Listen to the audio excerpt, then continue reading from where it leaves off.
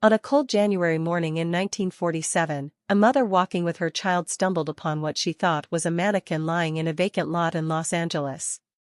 But what she found was far more horrifying: the body of a young woman, brutally mutilated, and cut perfectly in half. This was the beginning of one of America's most chilling murder mysteries, the case of the Black Dahlia.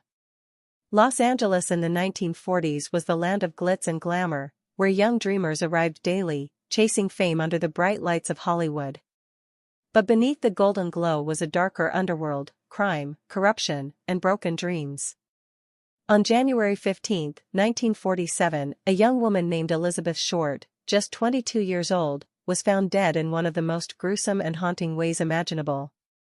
Her body had been sliced completely in half, drained of blood, and posed deliberately for someone to find. The press would soon give her a nickname that would live on for decades: the Black Dahlia. Elizabeth Short was born in Boston, Massachusetts, in 1924. Like many young women of her time, she was captivated by the dream of Hollywood stardom.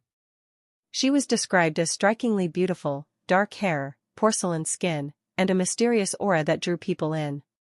Friends say she loved wearing black dresses, and combined with the recent hit movie The Blue Dahlia, the press gave her the name the Black Dahlia.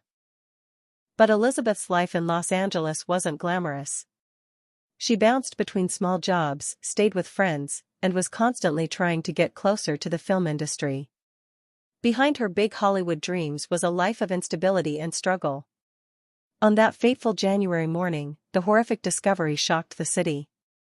Elizabeth's body was so mutilated that at first glance, the woman who discovered it thought it was a discarded mannequin.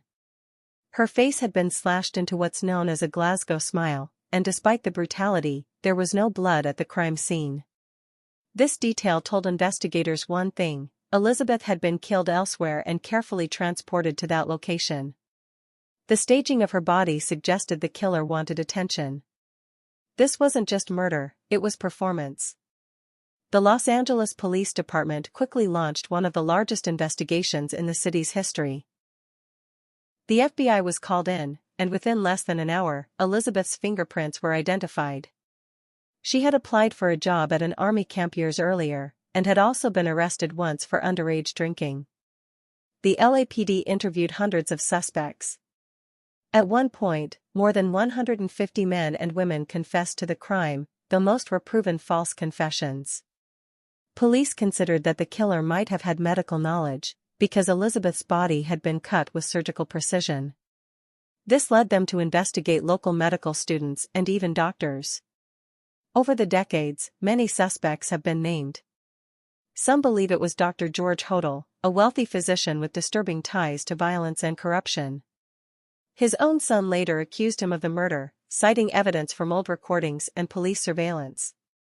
Others point to ties with organized crime or a sadistic killer who simply wanted fame. But no evidence has ever been conclusive.